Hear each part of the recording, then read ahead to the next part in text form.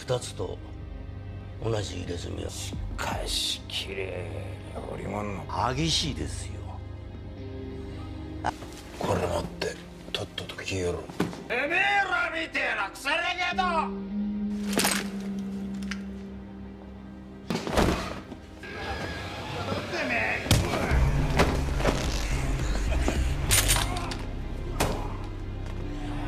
高い金あるとショットが借りてきたやで。Halo guys, kembali lagi bersama saya Stephen di channel Bro View. Kali ini saya akan membawakan alur cerita film yang berjudul Smoking. Film Smoking ini bercerita tentang sekelompok pria tunawisma melakukan pembunuhan kontrak, menguliti target mereka dan mengirimkan kulit bertato sebagai bukti pemenuhan perjanjian. Seperti apakah kisahnya? Langsung saja, sebelum masuk ke ceritanya seperti biasa, siapkan apa? Ya tentunya Kopai dan Utbray untuk menemani kalian dalam menonton alur cerita film ini. Selamat menyaksikan dan celepot!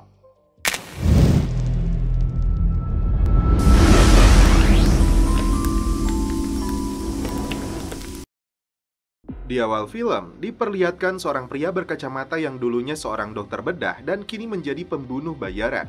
Kita sebut saja dia Kang Mus.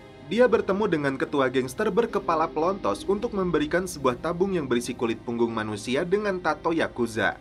Kang Mus menyerahkan kulit ini kepadanya sesuai dengan permintaan dia. Beberapa gepok uang diberikan kepada Kang Mus sebagai imbalannya. Tapi dia menolak karena uang itu terlalu sedikit dan itu sama saja menyepelekan profesinya. Komplotan gangster yang marah ini lalu menodongkan pistolnya. Tapi Kang Mus tidak gentar sama sekali, bahkan santuy saja dengan Utbray-nya. Tiba-tiba, anak buah Kang Mus yang bernama Murad datang menghajar anggota gangster Yakuza ini. Sebagai mantan atlet MMA, tidak begitu sulit bagi Murad untuk melumpuhkan mereka.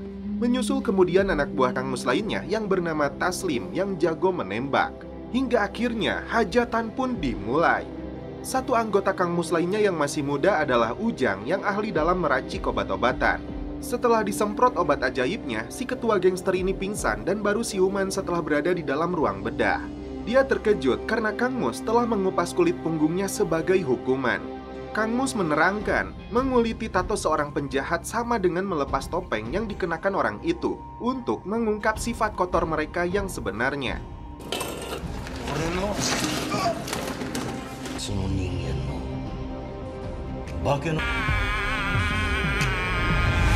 Kawanan 4 pembunuh bayaran ini ternyata tinggal di gubuk sederhana.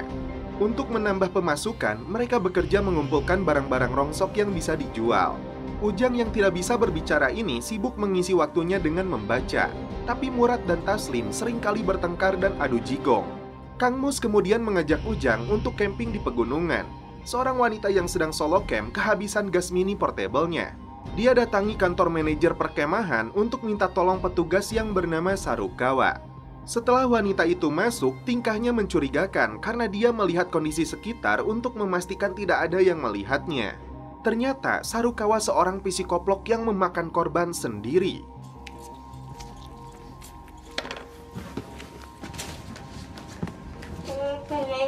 Di malam harinya, Kang Mus datang membawa Ujang untuk minta pertolongan Sarukawa karena kakinya terluka.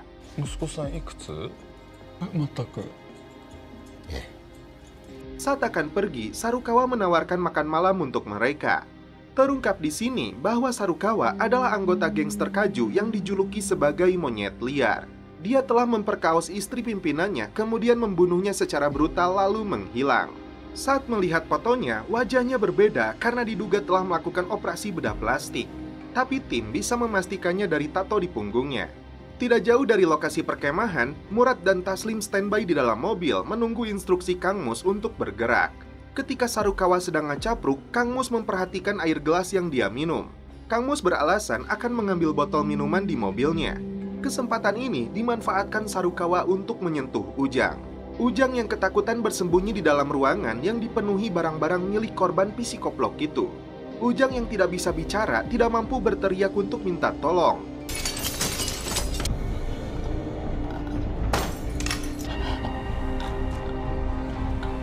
Ketika Sarukawa membuka baju, terlihat tato Yakuza di punggungnya. Tiba-tiba, Sarukawa merasa lemas karena tidak bisa menggerakkan kakinya. Ternyata, Kang Mus sudah mencampurkan obat ampuh racikan si Ujang ke dalam minumannya. Sambil merangkak, Sarukawa mengambil sebuah golok untuk menyayat tubuhnya agar efek racun itu menghilang. Dia menendang Kang Mus hingga tidak berdaya. Ujang yang ketakutan teringat kembali dengan kejadian pilu saat ibunya dipukuli ayah tirinya. Karena itulah Ujang tidak bisa berbicara karena efek trauma yang dilihatnya. Di saat Sarukawa akan membacok Kang Mus, tiba-tiba Murad dan Taslim muncul menghancurkan pintunya dengan gergaji mesin. Bukan hal yang sulit bagi Murad untuk melumpuhkan psikoplok ini. Dia dibawa ke dalam ruang bedah yang berada di dalam kontainer agar kulit punggungnya disayat. Hukuman ini harus dia terima karena telah membunuh banyak orang. 麻酔なしか。始めます。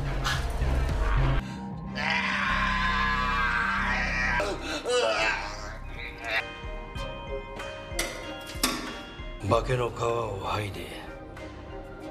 Ujang kembali dihantui kisah masa lalunya. Dia melihat dengan jelas saat dia masih kecil ibunya dibunuh gangster Yakuza.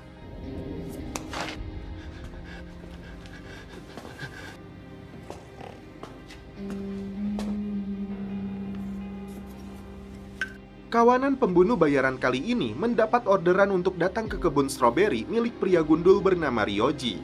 Taslim berpura-pura ingin membeli stroberi dalam jumlah banyak dengan menunjukkan uangnya. Tapi itu hanya akal-akalannya saja karena dia sudah tahu Ryoji yang dikenal sebagai Butsukai sering membunuh untuk merampok uang milik korbannya. Dia baru tahu salah satu korbannya yang dibunuh adalah penerus geng. Lalu muncullah Ujang menyemprotkan racun yang terbuat dari pestisida dan asam fluoridina. Seperti biasa, kulit punggungnya dilepas dan mayatnya dikubur di kebunnya. Ketika sedang mengumpulkan barang rongsok, Murad dan Ujang menemukan seorang pria yang babak belur di atas tumpukan sampah. Pria yang bernama Daiki ini kemudian dibawa ke rumah mereka untuk mendapat pengobatan. Scene berpindah ke markas gangster Yakuza yang diketuai oleh Edi Todoroki. Seorang anggota muda bernama Taiki terlihat sedang mengepel lantai, tapi si Edi malah menendangnya. Kang Mus datang menyerahkan kulit tato milik si pembuat onar Hokuriku Yakuza terkenal bernama Rikyo. Ketika Shinpei bermaksud menyalakan woodbrain-nya, dia malah dipukuli. Edi menawarkan kepada Kang Mus untuk bergabung dengan organisasinya. Sebagai kolektor tato, Edi akan membeli tato ini. Kang Mus akan menjualnya dengan harga 10 miliar. Edi yang merasa dipermainkan langsung menyandra Kang Mus. Tak jauh dari lokasi, Murad dan Taslim sudah standby. Edi menyetrum Kang Mus hingga lemah tidak berdaya. Dia akan diampuni asalkan mau bekerja kepadanya. Kang Mus tetap menolak dan lebih baik mati daripada bekerja kepada iblis sepertinya.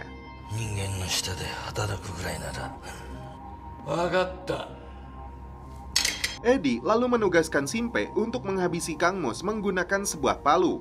Demi memancing komplotan gangster ini keluar, Taslim menembakkan pistol ke kaca jendela.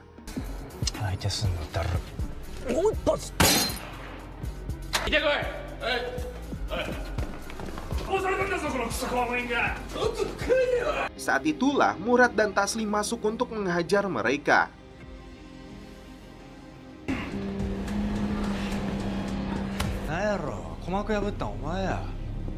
Shinpei terpaksa mengambil palunya karena dipaksa oleh Edi. Di sini terungkap bahwa Daiki adalah kakaknya Shinpei. Daiki menasehati adiknya ini untuk bersabar menjadi anggota gangster hingga suatu saat nanti mereka akan menjadi petinggi. Sebenarnya Daiki juga ingin membunuh Edi yang memimpin organisasi ini dengan arogan. Ternyata Edi mendengar omongannya dan saat itu juga Daiki dipukuli hingga babak belur. Ketika Shinpei akan menghabisi Kang Mus, dia berbalik arah untuk memukuli si Edi. Ketua gangster yang murka ini melawan dan berniat membunuh Shinpei. Saat itulah dua jagoan Kang Mus datang untuk menyelamatkan mereka. Ketika sadar, Shinpei sudah berada di ruang bedah. Dia baru tahu bahwa kakaknya Daiki telah menyewa jasa 4 pembunuh bayaran ini untuk mengkuliti Edi dan mereka juga yang telah menyelamatkannya. Mereka berdua berjanji akan membayar 10 juta untuk imbalannya. その覚悟受け取りました。言うてくれ。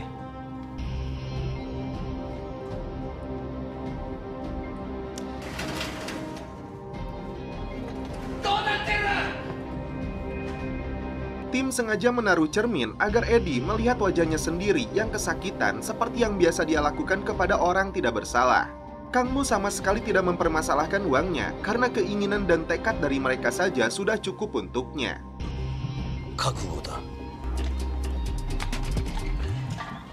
Saat Kang Mus masih menjadi dokter, datang ke lokasi pembunuhan ibunya si Ujang. Dan saat itulah dia menemukannya bersembunyi di dalam lemari. Kang Mus membawanya untuk dia rawat seperti anaknya sendiri sampai saat ini.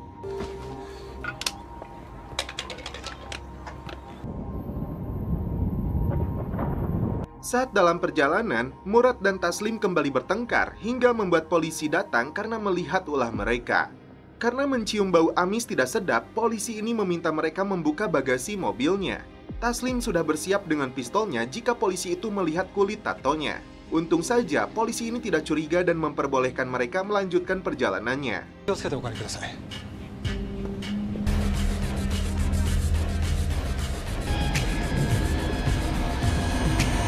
Ketika bermain catur, Taslim kesal karena Ujang dengan mudah mengalahkannya. Kang Mus yang sedang mancing didatangi sahabat lamanya yang bernama Matsudo. Dia mengaku kakinya pincang karena terkena peluru nyasar. Karena mengetahui Kang Mus seorang pembunuh bayaran profesional, Matsudo ingin minta bantuannya. Matsudo mengaku punya kakak laki-laki yang sudah 20 tahun terakhir ini dia abaikan.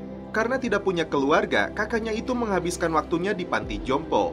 Saat menjenguk ke sana, dia terkejut ketika melihat dokter menyuntikkan sesuatu yang justru memperburuk kondisinya. Murad yang mendapat cerita ini yakin dokter itu menyuntikkan amfetamin yang dicampur dengan suplemen nutrisi. Lama-kelamaan, korban akan mengalami kecanduan seperti efek narkoboy. Saat itulah harta kekayaan para orang tua jompo ini dikuras oleh sindikat ini karena bagi mereka obat itu sangat penting melebihi uang. Bagi orang tua yang meninggal, sindikat itu akan lolos karena seperti kematian yang wajar. Matsudo diusir dari sana dan diancam untuk menutupi kejahatan mereka. Kang Mus menolak permintaannya karena Matsudo tidak punya uang sepeser pun dan dia juga tidak mau membahayakan timnya dalam kasus ini. Mendengar cerita itu, anak buah Kang Mus yang sudah merasa seperti keluarganya tidak bisa membiarkan keluarga sahabatnya itu dalam bahaya. Mereka sepakat untuk membantu Matsudo. Matsudo nekat masuk seorang diri menyamar jadi petugas makanan, padahal ingin membawa kabur kakaknya yang semakin parah. Saat dokter itu datang lagi, Matsudo langsung mengancamnya dan menyuntikkan obat itu kepadanya.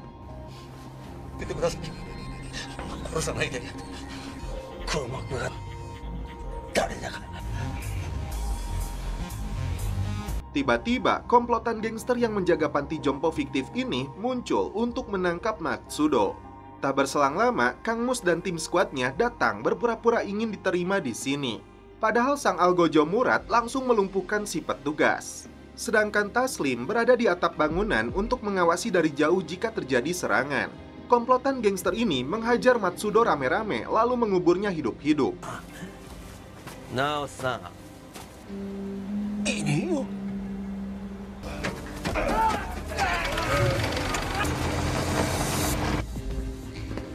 Kang Mus dan Ujang yang akan memberikan pertolongan disergap kelompok gangster ini. Sedangkan Murad menghajar si dokter yang sudah sakau agar menunjukkan di mana Matsudo berada. Tiba-tiba Taslim memberinya informasi bahwa Kang Mus dan Ujang diculik oleh gangster. Kocaknya si Murad, dia sempat dihadang aki-aki yang kecanduan obatnya. Di malam hari, Kang Mus dan Ujang diseret ke lokasi kuburannya Matsudo. Bahkan, Ujang lebih dulu dilemparkan ke dalam lubangnya. Saat Kang Mus akan ditembak mati, muncul dua jagoannya. Hajatan kembali dimulai, dan mereka semua berhasil dilumpuhkan. Kang Mus segera turun untuk menyelamatkan Matsudo yang ternyata masih hidup. Sebagai hukuman, komplotan gangster ini yang harus merasakan dikubur hidup-hidup di lubang yang mereka buat. Faktanya, mereka bekerja kepada organisasi gangster besar.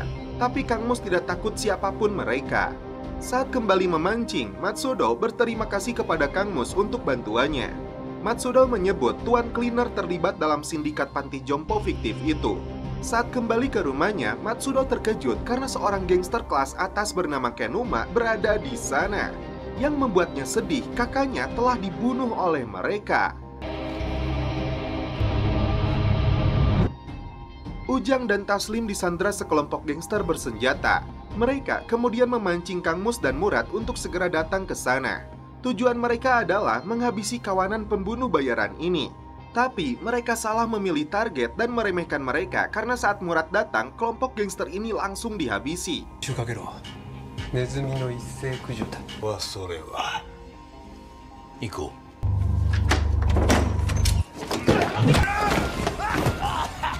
お前が動くな。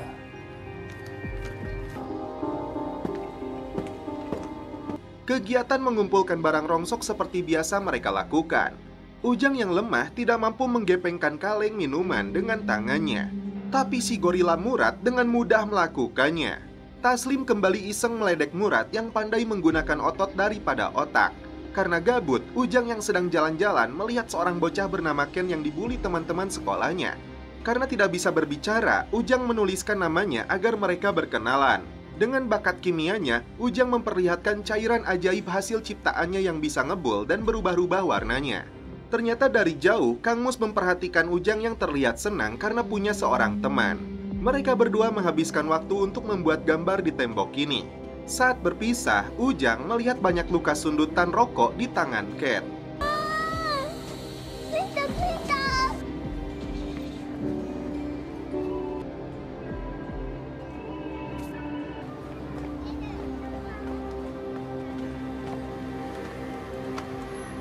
Sesampainya di rumah, Ken terlihat murung. Ternyata pria yang merawatnya seringkali memukulinya. Ujang yang melihat dari balik jendela teringat kembali dengan perlakuan pria yang memukuli ibunya. Ternyata pria ini yang sering menyundut tangannya Ken. Setelah pria itu pergi, Ujang masuk untuk mengobati lukanya. Ken menceritakan setelah ibunya meninggal, pria itu jadi ayah tirinya. Tidak ingin mendapat masalah lagi, Ken menyuruh Ujang untuk pulang. Ternyata Ujang pun pernah mengalami hal serupa terlihat dari banyaknya bekas luka di tangan. Karena ingin melindungi Ken, Ujang minta bantuan Murad untuk melatihnya bela diri.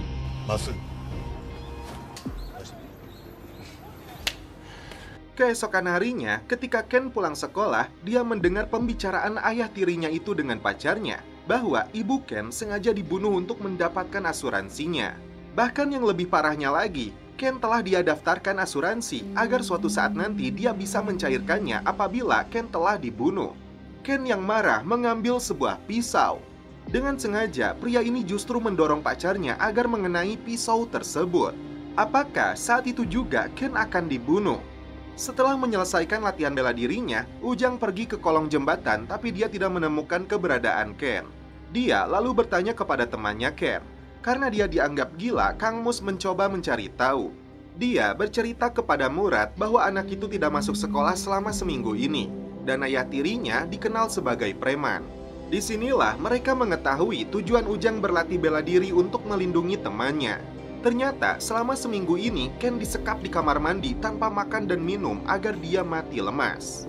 Ujang berpura-pura datang ke rumah tetangganya padahal dia ingin tahu keadaan Ken. Setelah berhasil membebaskannya, ternyata preman ini memergokinya. Karena latihan bela dirinya masih tahap awal, Ujang tidak bisa menandingi kuatnya preman ini.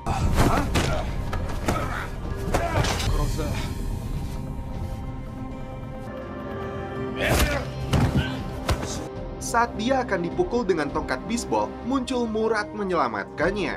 Preman ini akhirnya dikubur hidup-hidup di tepi pantai. Taslim yang geram ingin membunuhnya dengan skop itu, tapi mereka sepakat membiarkannya mati tenggelam saat air pasang datang.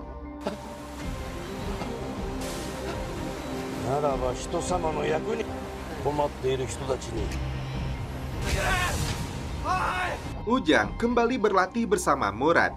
Kabar baiknya, Ken kini dirawat oleh kerabat mendiang ibunya. Ujang begitu senang saat Taslim memberikan sepatu baru untuknya. Di suatu malam, di bawah rintikan hujan, Taslim berpapasan dengan seorang pria yang sepertinya dia kenal.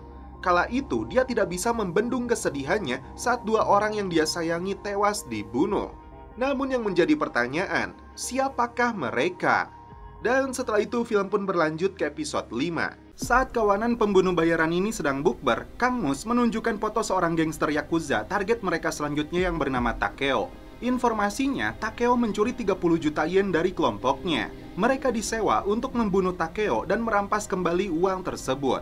Kang Mus membayar seorang dokter untuk mendapatkan informasi targetnya. の入れ墨だったです。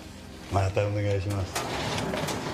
Taslim ditugaskan untuk menyelidiki dulu keberadaan Takeo dan tato di punggungnya agar mereka tidak salah sasaran. Berpura-pura akan mengantarkan paket, Taslim melihat Takeo seperti kurang sehat. Ditambah lagi, dia melihat sebuah boneka dan sandal anak kecil. Taslim kemudian mendekati anaknya Takeo yang bernama Hani. Taslim seperti mengingatkan seseorang kepada bocah itu. 確かさ。はい、お茶投げる。いいのがね、早く治りますようにって。 Tapi Kang Mus mengingatkan, anak itu bisa dimanfaatkan dan tugas mereka tetap harus dilakukan secara profesional. Setiap hari, Hani akan membuatkan masakan untuk ayahnya yang sedang sakit karena mereka hanya hidup berdua. Karena itulah Taslim merasa tidak mampu melakukan tugasnya. Terungkap kisah masa lalu Taslim yang memiliki seorang anak seusia Hani dan istri yang sedang bunting lagi. Suatu hari, dia mendapati anak dan istrinya itu terkapar sudah tidak bernyawa. Taslim benar-benar tidak bisa menahan kesedihannya. Kang Mus dan yang lainnya sudah tahu kisah masa lalu Taslim, karena itu mereka memahami perasaannya. Karena tugas harus dilaksanakan, esok hari Taslim, Kang Mus, dan Ujang datang ke rumah Takeo diantar anaknya. Mereka berpura-pura akan membantu mengobati Takeo. Gangster Yakuza ini sudah paham dengan kedatangan mereka. Dia minta persetujuan Kang Mus untuk menyelesaikan Takeo dengan tangannya sendiri. Taslim berjanji anaknya tidak akan disakiti. 俺に任せてくれるか。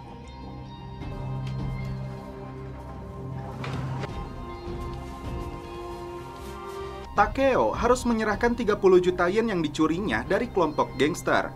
Dia sempat menodongkan senjata kepada Taslim tapi tidak berani menembaknya. Takeo beralasan uang yang dicurinya itu untuk putrinya. Takeo pasrah karena hidupnya hanya tinggal 1 bulan lagi karena penyakit kanker paru-parunya yang sudah masuk di stadium akhir. Setelah dibunuh, Takeo memohon untuk meninggalkan uang bagi anaknya. Taslim menegaskan kebahagiaan putrinya bukan dinilai dengan uang meskipun uang bisa membeli segalanya. Akhirnya, Taslim mengeksekusi mati gangster ini.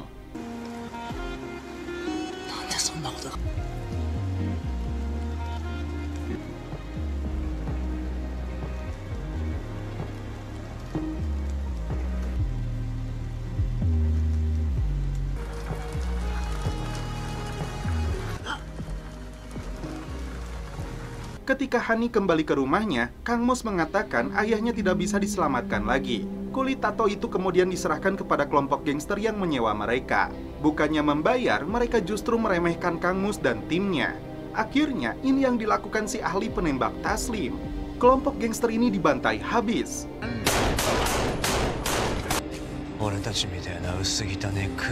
Saat Kang Mus sedang santuy memperhatikan jejernya, muncul Matsudo membawa sebuah pisau. Seorang napi yang bernama Nodoguru dibawa menggunakan mobil tahanan menyerang petugas kepolisian bagaikan zombie.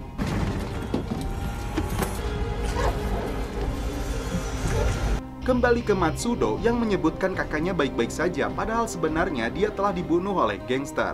Dia memberitahu Kang Mus bahwa kelompok The Cleaner telah mengatur agar Nodoguru kabur dari penjara.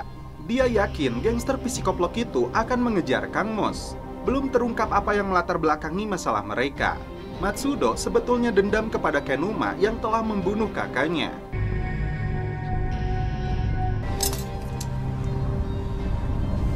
Seorang wanita yang akan memasuki apartemennya diserang dengan brutal oleh Nodoguru. Kisah masa lalu Nodoguru dan Kang Mus terungkap di sini. Mereka berdua berasal dari kelompok gangster yang sama, yaitu The Cleaner. Nodoguru saat itu tertembak aparat dan Kang Mus datang untuk mengeluarkan pelurunya. Kang Mus menyuruhnya melepaskan wanita yang dia jadikan sandera, tapi Nodoguru malah menembaknya. Saat itulah Kang Mus yang murka langsung menyuntiknya dengan obat bius. Dia ingin sekali menghabisinya, tapi anggota lain memutuskan untuk menyerahkan Nodoguru ke polisi. Seorang anggota gangster membuntuti Kang Mus. Tadi diduga seseorang menyerangnya hingga dia terkapar dengan luka tusuk. Rupanya Matsudo diperalat oleh Kenuma untuk memancing Kang Mus. Matsudo tidak bisa menolak karena sejak hari itu dia disuntik narkoboy agar kecanduan. Dan inilah sosok bos besar gangster Yakuza yang bernama Tsunaji. Kenuma mengaku kepada bosnya sengaja mengeluarkan Nodoguru untuk memancing Kang Mus. Mereka menilai dia sebagai pengkhianat yang membentuk Smoking untuk membunuh beberapa anak buahnya. Kenuma begitu bernapsu ingin membunuh Kang Mus, tapi Patua ini ingin memperjelas masalahnya dulu, karena itu Kang Mus harus dibawa hidup-hidup. Seorang wanita yang sedang menjajakan dirinya di pinggir jalan dipaksa oleh Nodoguro. Dua preman yang berada di sana ikut menjadi korban kebrutalan psikoplok ini. Tiba-tiba Kang Mus muncul dan langsung membiusnya.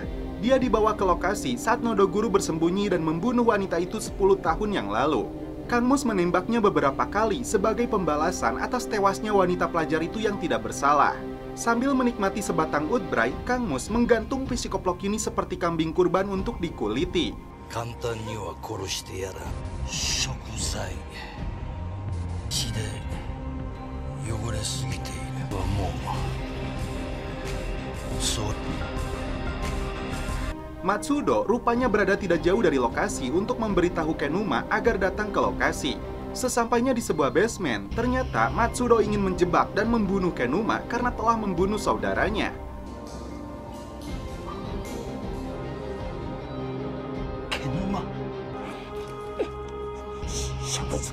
Terungkap juga bahwa Matsudo lah yang telah membunuh anak buahnya. Matsudo tidak bisa membunuh Kang Mus seperti perintah Kenuma karena telah menyelamatkan dia dan saudaranya. Tapi Kenuma yang cerdik berhasil membalikan keadaan dan langsung menembak kakinya. Tanpa Kenuma sadari, Matsudo membawa sebuah granat. Dan ini yang terjadi. Kang Mus dijemput oleh anggota gangster lamanya untuk menemui bos besar The Cleaner.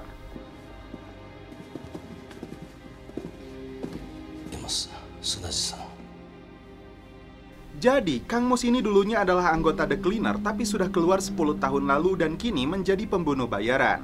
Kang Mus baru mengetahui Matsudo telah tewas untuk melindunginya. Tsunaji memintanya untuk kembali bergabung dengan organisasi ini. Saat dia menolak, seluruh anak buahnya langsung menodongkan senjata. Tsunaji memberinya waktu untuk Kang Mus mempertimbangkannya. Shin berpindah ke Murad yang sedang membeli Hokben. Karena belanjaannya cukup banyak, pelayan wanita yang bernama Nyi Iteng memberinya sepotong ayam ekstra untuknya. Karena wanita itu cantik dan baik, Murad naksir kepadanya. Saat menyantap ayam goreng bonusnya, Murad begitu meresapi rasanya. Seketika dia langsung marah saat si Taslim merebutnya. Kang Mus datang ke rumah Matsudo untuk mengenang sahabatnya itu. Kemudian dia mengambil tanaman di rumah Matsudo untuk mengenangnya. Saat kembali ke rumah makan itu, Murad melihat Nyi Iteng sedang berjalan pulang.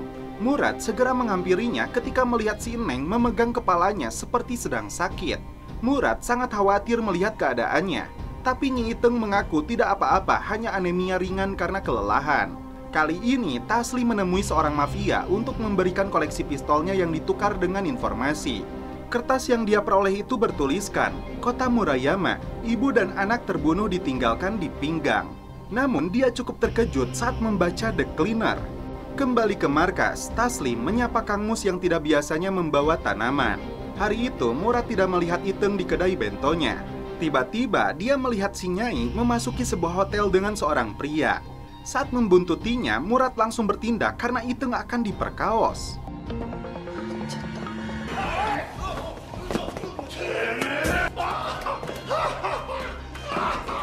Iteng yang ternyata seorang jandoi menceritakan semuanya kepada Murad. Nasibnya buruk karena mantan suaminya meninggalkan hutang untuknya. Saat bekerja di sebuah perusahaan, Iteng justru dijebak dengan bunga pinjaman yang mencapai 50%. Bos dari perusahaan itu lantas menyuruhnya untuk bekerja sampingan. Iteng tidak menduga pekerjaan sampingnya ternyata meladeni pria hidung belang. Murad yang emosi ingin tahu di mana perusahaan itu. Di malam harinya, Murad curhat tentang masalah ini kepada Kang Mus. Dia menasehati Murad penyelesaian masalah tidak mesti dengan kekerasan. Pikirkan dengan kebaikan dan efek buruknya untuk Iteng. Keesokan harinya, Murad memberikan seluruh tabungannya kepada Iteng. Jandoi cantik ini sebetulnya tidak mau menerimanya, tapi Murad memaksa. Tanpa Murad ketahui, Kang Mus dibantu Taslim dan Ujang sedang mempersiapkan rencana cadangan dengan sebuah senjata mainan. Singkat cerita, Murad mengantar Iteng untuk membayarkan hutang kepada bosnya. Saat mereka akan pergi, pria kurang asem ini justru menganggap hutangnya belum lunas karena pelanggannya babak belur. Murad mulai terpancing emosinya karena menyuruh Iteng melanjutkan pekerjaan sampingannya menjadi PSK. Tapi dia teringat dengan nasihat Kang Mus agar menghindari kekerasan.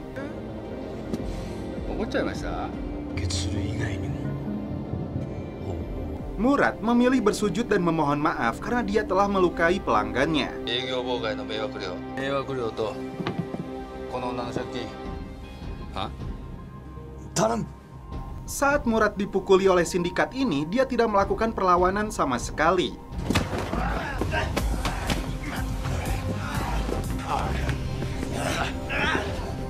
Akhirnya, skuadnya datang untuk membantu Murad dengan melepaskan gas obat bius. Mereka semua dibuat pingsan dengan gas ciptaan Ujang itu. Setelah Murad siuman, Kang Mus menyuruh Murad membawa Iteng pulang ke rumahnya. Dan inilah hukuman yang harus diterima penjahat ini yang memanfaatkan kelemahan Iteng untuk keuntungan pribadinya. 我々が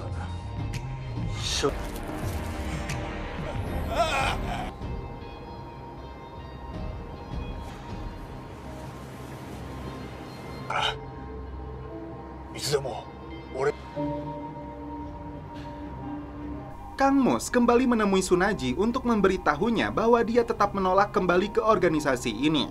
Saat Kang Mus pergi, ternyata Kenuma masih hidup, tapi dengan satu matanya yang bocak. Ujang kembali melakukan latihan bela diri dengan bantuan Murad. Seorang pria bernama Yuya menemui Kang Mus untuk menyewanya. Bos perempuannya yang bernama Hito Shiwasu pernah dibantu oleh Kang Mus. Tapi kedatangannya justru ingin Kang Mus membunuh bosnya itu. Kang Mus menceritakan kepada timnya, kala itu dia pernah membantu Hito dalam kasus tanah untuk melawan kelompok Yakuza. Yuya menyebutkan presiden direktur perusahaannya itu telah memperlakukan karyawan seperti budak. Bahkan mereka yang akan keluar atau buka mulut mendapat ancaman pembunuhan darinya. Tak tanggung-tanggung, wanita tangan besi itu melibatkan tentara swasta untuk melakukan teror. Tidak mau percaya begitu saja dengan ceritanya, Kang Mus menugaskan Taslim dan Murad untuk melakukan penyelidikan rahasia terlebih dulu. Murad setuju, tapi dia mau membeli makan dulu di kedai doi-nya. Iteng tampak senang karena dengan bantuan Murad, kini dia bisa punya rumah makan sendiri. Karena keduanya saling menyukai, hubungan mereka makin berlanjut. 嬉しいです。あ全然大丈夫です。も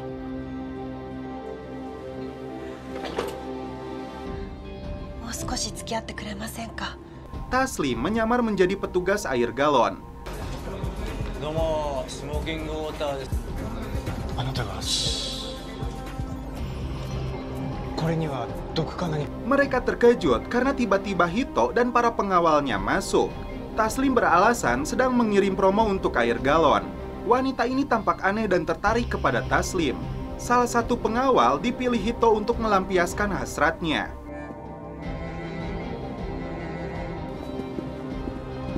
Hito-sama.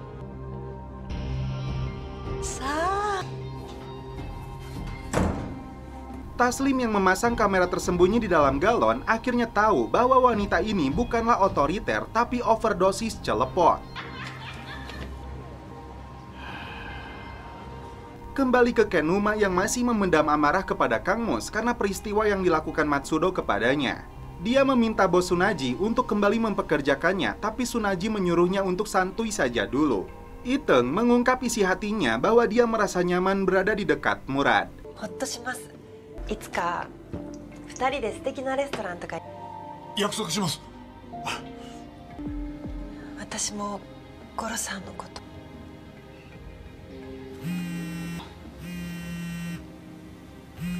Di samping itu, Ujang memperlihatkan rekaman CCTV tentang Hito. Kang Mus dan Taslim terkejut saat melihatnya. Belum jelas apa yang mereka lihat, tapi Kang Mus memutuskan untuk menerima permintaan Yuya agar menghabisi bosnya itu. Dia menunjukkan tato Hito yang artinya dia adalah miliknya bagaikan anjing peliharaan. Taslim kemudian mendatangi Hito di kantornya. Saat dia masuk, dua pengawalnya langsung menodongkan senjata. Tapi ternyata dia arahkan kepada Yuya. Tak lama kemudian, Kang Mus dan Ujang datang menunjukkan video ketika Yuya menembak seseorang di kantor ini. Yuya dianggap bersalah karena menyalahi kontraknya sendiri. 言い訳すな。 見れた話を Ujang lalu menyemprotkan obat bius kepadanya. Saat siuman, Yuya sudah berada di ruang bedah. Hito yang berada di sana memegang kulit tato yang diambil dari tubuh Yuya. Ketika Kang Mus menemui Hito, wanita ini meminta dia mengurus pengkhianat ini. Dengan genitnya, dia juga menggoda Kang Mus. Kang Mus lalu memberikan hadiah liontin kepada Hito. Tapi wanita ini langsung terkejut saat Kang Mus menyebutnya iblis berbulu bebek. Dalam rekaman itu, Hito yang menyuruh Yuya untuk menembak. Namun karena dia masih hidup, wanita tangan besi ini langsung membunuhnya. Kang Mus beserta tim sebetulnya sudah memegang prinsip tidak akan menyentuh wanita dan anak-anak. Tapi setelah melihat faktanya, Hito layak untuk dihukum. Mereka bukanlah pembunuh bayaran biasa, tapi malaikat maut yang akan menghukum orang-orang sepertinya. Kalung yang diberikannya itu langsung melilit lehernya hingga dia pun tercekik. Setelah itu, Ujang menekan remote-nya agar kalung itu meledak. かつて依頼を受けた。ちょっと火薬多すぎちゃう。君次第だ。 Murad begitu senang ketika Taslim memberikan hadiah kalung untuk diberikan kepada Nyi Iteng. Dia segera berangkat ke rumah makan. Sesampainya di sana, Murad sangat terkejut saat melihat sekelompok gangster menutup kedainya. Bahkan dia melihat bajunya Nyi Iteng ditambah lagi darah yang mengalir dari dalam. Dan setelah itu, film pun berlanjut ke episode 9. Ternyata, Iteng diculik oleh kelompok gangster The Cleaner untuk dibawa ke sebuah lokasi. Diperlihatkan Tsunaji sedang bersama seorang pemuda yang menjadi ketua organisasi Majelis Bikoku bernama Mayasuki, dan Tsunaji jadi salah satu anteknya. Mereka rupanya menjalankan bisnis pertarungan bawah tanah yang bisa menghasilkan 5 miliar yen dalam semalam. Pemuda ini adalah pewaris tahta organisasi kejahatan Bikoku yang diwariskan kakek dan ayahnya. Kembali ke saat Murad menghajar kelompok gangster itu. Tiba-tiba Kenuma muncul untuk membawanya jika dia mau Iteng selamat.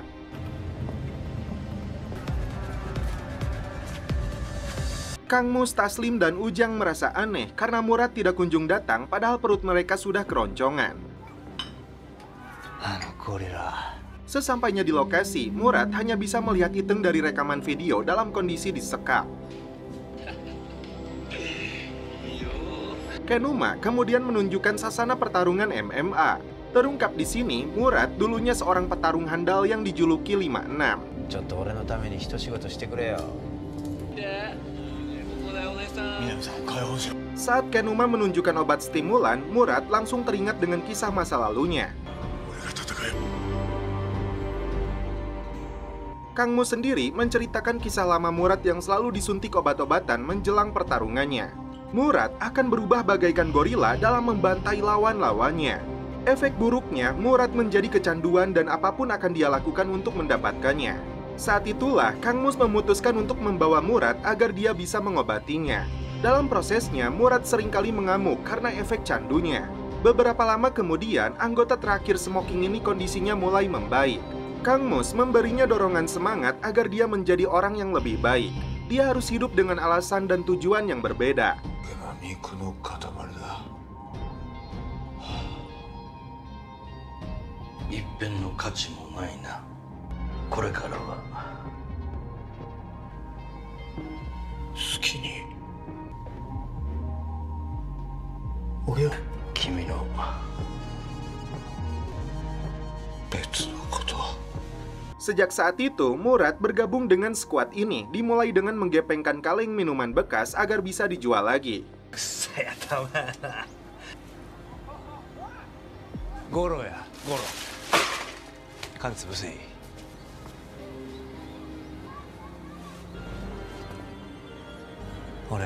Iteng terkejut melihat Murad dari layar monitor saat dimasukkan ke dalam arena pertarungan. Seorang Yakuza disuntik terlebih dulu untuk melawan Murad. Tapi Murad menolak untuk disuntik stimulan. Pertarungan ini disiarkan secara live untuk dijadikan tontonan berbayar sekaligus ladang judi untuk organisasi kejahatan Tsunaji dan antek-anteknya. Meski sempat tidak berdaya, akhirnya Murad berhasil menjatuhkan lawannya.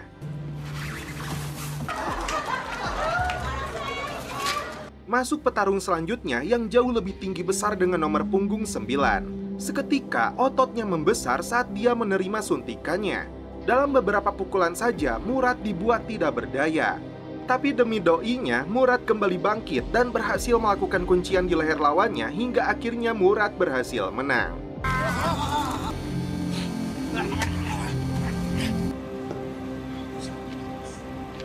Tak cukup sampai di situ, petarung ketiga dimasukkan untuk melawannya. Tiba-tiba dia disuntik stimulan dari belakang. Alhasil, Murad berubah menjadi gorila ganas. Ketua majelis ini mengatakan kepada Tsunaji bahwa mereka sedang mempersiapkan calon Perdana Menteri yang berpihak kepada organisasinya. Tapi dia harus membungkam seorang jurnalis yang membahayakan rencana ini. Tsunaji bersedia untuk membereskannya. Setelah ketua pergi, Kenuma ternyata mengusulkan kepada Tsunaji untuk menyingkirkan pemuda itu agar Tsunaji bisa mengambil alih kekuasaannya. Tapi Tsunaji langsung marah karena sarannya itu.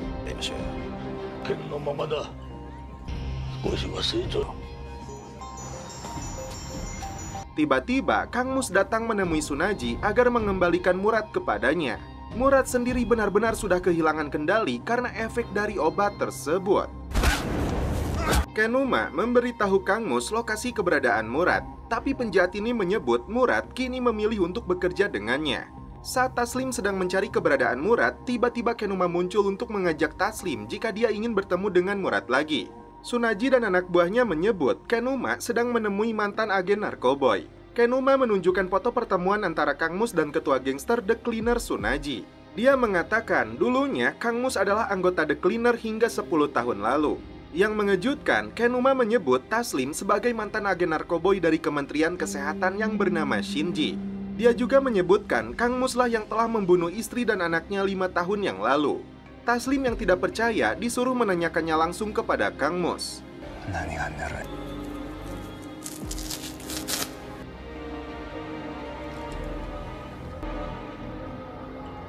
Kala itu, Taslim mendapat informasi operasi penyamarannya telah dibatalkan karena perintah dari atasan. Taslim kemudian mengunjungi istrinya yang sedang dirawat di rumah sakit. Dia mengaku telah membocorkan kasus narkoba yang ditanganinya ini kepada jaksa penuntut. Tujuannya agar bisa mengekspos banyak mungkin operasi narkoba ini ke masyarakat. Ternyata atasannya tidak setuju, padahal tujuan Taslim ingin melindungi generasi masa depan dari bahaya obat-obatan terlarang. Yang mengejutkan, ketika kembali ke rumah sakit, dia tidak menemukan keberadaan anak dan istrinya. Saat melihat secari kertas yang diberikan suster, Taslim langsung menuju lokasi. Tak diduga, di sanalah dia menemukan anak dan istrinya telah tewas bersimbah darah. Tiba-tiba pelaku muncul dan menusuknya. Taslim yang murka mengejar lalu menembaknya secara membabi buta.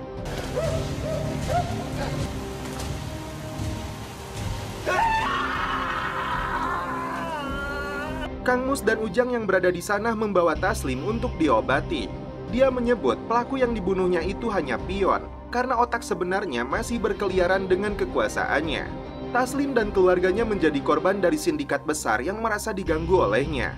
Di saat Taslim sudah kehilangan jalan hidup, Kang Mus memberinya dorongan agar dia kembali bangkit untuk tujuan dan alasan yang berbeda.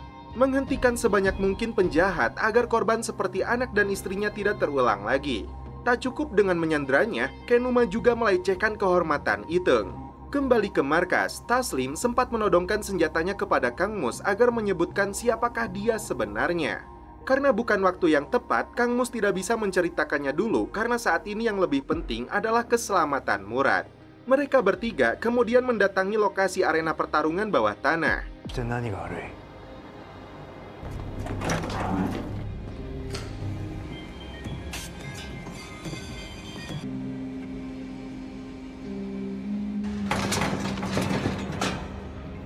Saat Taslim dan Ujang masuk, tiba-tiba Kenuma menampilkan kondisi Iteng. Jika mau kekasihnya itu selamat, Murad dipaksa untuk bertarung melawan Taslim. Ternyata ini bagian dari rencana Kenuma untuk menghancurkan Smoking.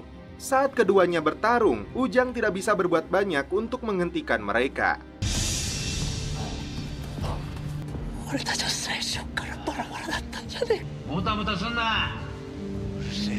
Sementara itu, Kang Mus sendiri berusaha mencari keberadaan Kenuma.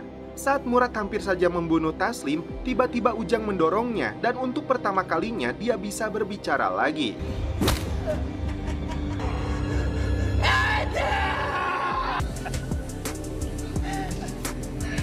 Tak diduga, Ujang melihat tato di punggung Kenuma sama persis dengan pelaku yang telah membunuh ibunya. Murad tidak percaya saat melihat Iteng ditembak mati oleh Kenuma.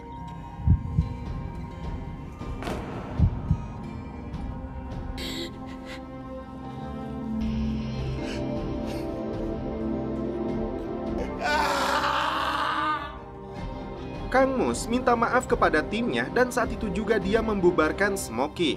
Dia pun menceritakan kisah masa lalunya sebagai mantan anggota gangster The Cleaner. Kala itu, Kang Mus bertugas di Timur Tengah sebagai dokter khusus militer. Karena tidak kuat melihat banyaknya kekejaman di sana, Kang Mus pun pulang, kemudian menjadi dokter kelompok geng The Cleaner pimpinan Tsunaji. Kang Mus setuju untuk bergabung karena saat itu Tsunaji dan dirinya punya misi yang sama untuk membunuh setan yang menyamar menjadi manusia. Hingga suatu hari, hubungan Kang Mus dan Tsunaji berantakan karena dia menilai visi The Cleaner sudah berubah.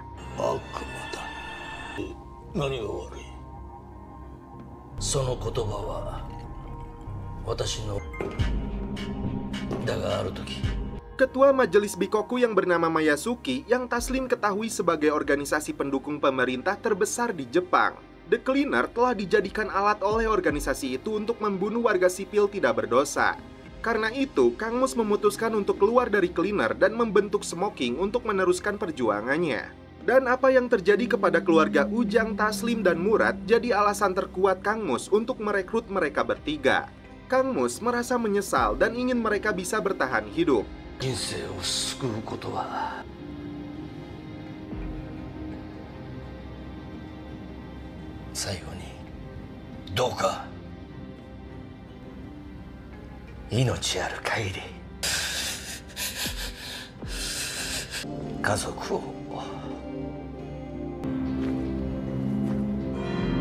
Kang Mus akhirnya pergi, begitupun dengan Taslim.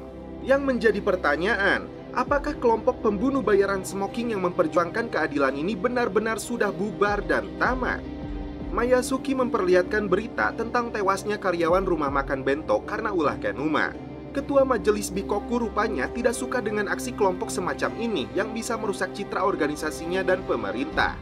Karena itu, Tsunaji diperintah untuk menyelesaikannya agar tidak terulang kembali. Singkat cerita, Tsunaji menugaskan tangan kanannya yang bernama Wakabayashi untuk memanggil Kenuma. Tsunaji berterima kasih atas pengabdian Kenuma selama ini, tapi hari ini dia memutuskan untuk membunuhnya. Wakabayashi kemudian diperintah untuk menembak mati si mata satu ini. Tak diduga, tangan kanannya ini dan seluruh anak buahnya kini berpihak kepada Kenuma. Dan saat itu juga, Tsunaji lah yang dieksekusi oleh Kenuma.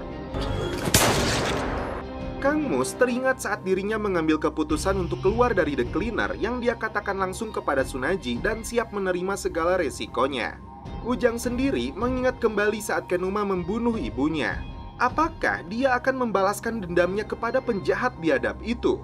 Kenuma kemudian menghadap Mayasuki karena kini dialah yang memimpin The Cleaner dan siap mengambil alih semua pekerjaan Tsunaji. Mayasuki yang tidak terlalu terkejut meminta Kenuma menggunakan kekuatannya untuk membersihkan negara ini.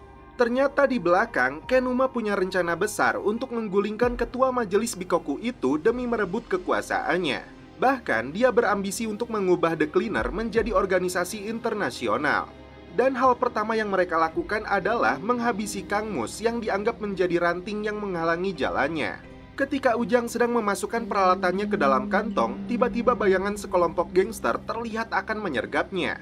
Saat Kang Mus datang, markasnya sudah berantakan. Tiba-tiba Wakabayashi datang mengatakan ini ulah Kenuma dan dia juga telah membunuh Tsunaji. Dia pura-pura menangis tidak terima karena Tsunaji sudah seperti ayahnya. Kang Mus yang murka berjanji akan menghancurkan Tsunaji dan antek-anteknya. Ujang diseret ke hadapan Kenuma dan kemudian dipukuli. Sementara itu, Taslim mengunjungi kembali lokasi terakhir dia melihat istri dan anaknya yang sudah tidak bernyawa. Sedangkan Murad masih terbaring di ruang medis. Kang Mus datang menemui Kenuma untuk memohon agar Ujang dilepaskan.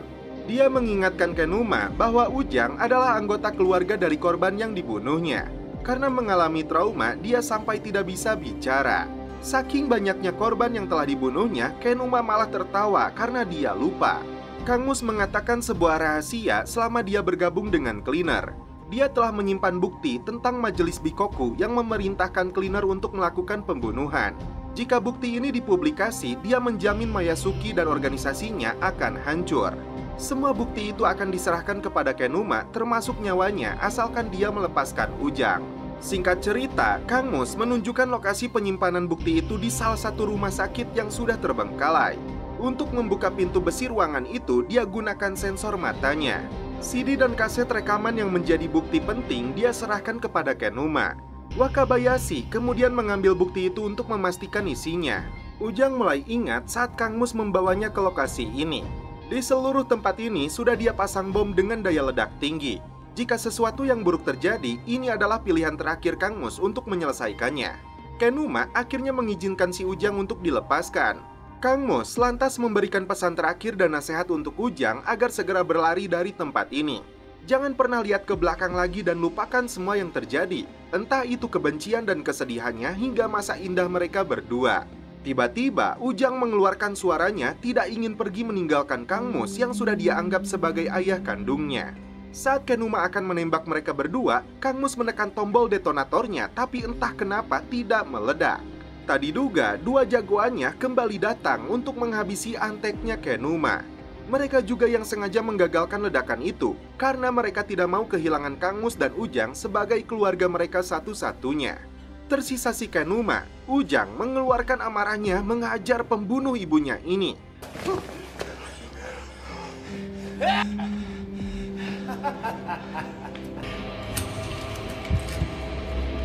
Tapi mereka mencegah Ujang untuk menembaknya. Hukuman yang pantas untuk penjahat keji seperti Kenuma adalah mengkuliti tatonya. Dan setelah itu, giliran Murad yang mengeksekusi. Ternyata, Wakabayashi memberikan rekaman itu kepada Mayasuki agar dirinya mendapat posisi penting sebagai ketua cleaner yang diakuinya. Di waktu yang sama, Kang Mus datang menemui Mayasuki untuk memberikan kulit tato dari tubuhnya si Kenuma sesuai kesepakatan kontrak mereka. Jadi ternyata Mayasuki meminta Kang Mus menghabisi Kenuma setelah Tsunaji dibunuh. Ketua majelis Bikoku ini bahkan menawarkan kelompok smoking untuk mendukungnya. Mayasuki mengaku akan mendukung cita-cita dan perjuangan Kang Mus sebagai The Cleaner selanjutnya. Kang Mus pun menyetujui penawarannya.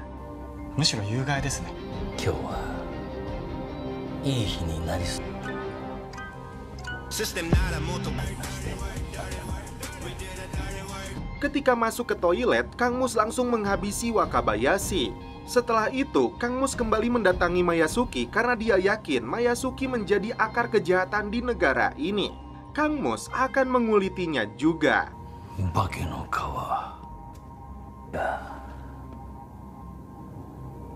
Dan setelah itu, film pun berakhir. Oke guys, terima kasih yang sudah menonton sampai episode terakhir ini. Salam percelopotan duniawi. Keep enjoy.